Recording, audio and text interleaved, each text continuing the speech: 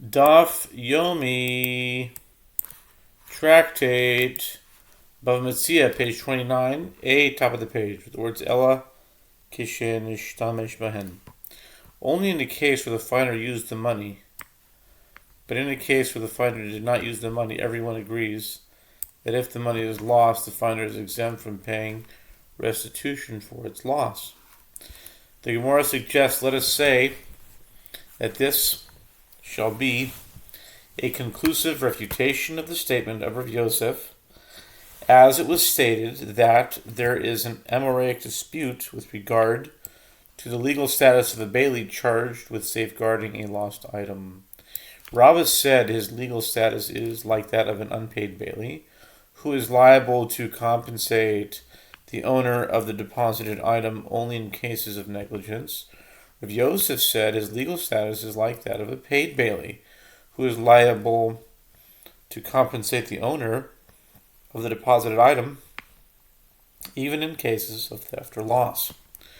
When the Mishnah teaches that if the finder did not use the money, everyone agrees that he is exempt from paying restitution for its loss, it apparently contradicts the statement of Rav Yosef.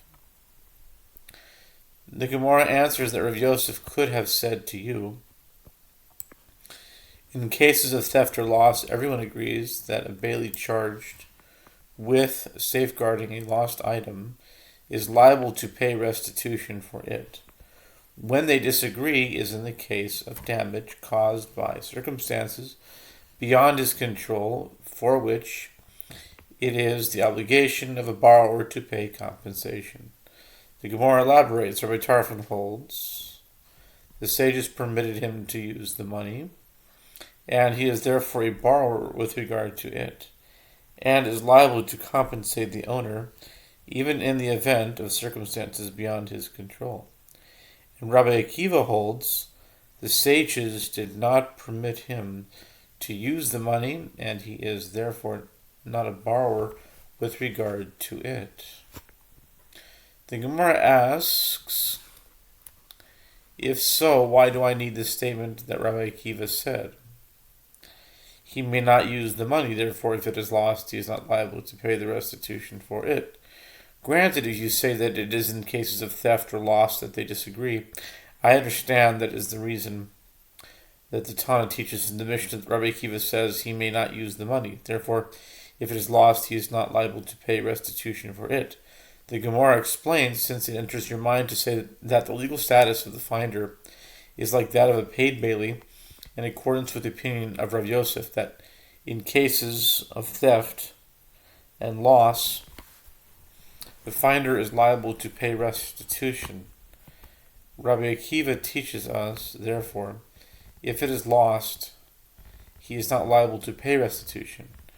Now that you said that he may not use the money, he is not a paid bailee and is not liable to pay restitution in cases of theft and loss.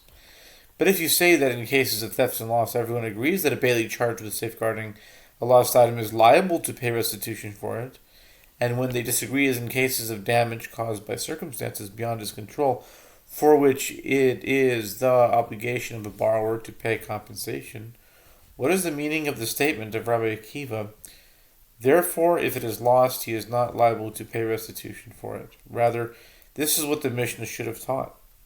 Rabbi Akiva says he may not use the money, and I would know that since he may not use the money, he is not considered a borrower and consequently bears no financial responsibility. Why do I need the statement that Rabbi Akiva said, therefore if it is lost, he is not liable to pay restitution for it? The Gemara answers, the explanation appended to the statement of Rabbi Akiva is indeed extraneous. It was added in order to create a parallel between the formulation of the statement of Rabbi Akiva and the formulation of the statement of Rabbi Tarfon. The phrase, therefore, if the money is lost, he is not liable to pay restitution for it, was appended to the statement of Rabbi Akiva due to the explanation Therefore, if the money is lost, he is liable to pay restitution for it, stated by Rabbi Tarfon. The Gemara asks, and why do I need the statement that Rabbi Tarfon said, therefore if the money is lost, he is liable to pay restitution for it? The Gemara answers, this is what the Mishnah is saying. Since the sages permitted him to use the money, his legal status is like that of one who actually used it, and therefore he is liable to pay restitution for it.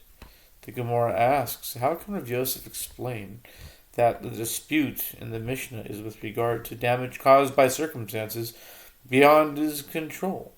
But doesn't the Mishnah teach, therefore if the money is lost? The disagreement between Rabbi Tarfon and Rabbi Akiva is with regard to a case of damage due to loss, and not with regard to a case of damage caused by circumstances beyond one's control.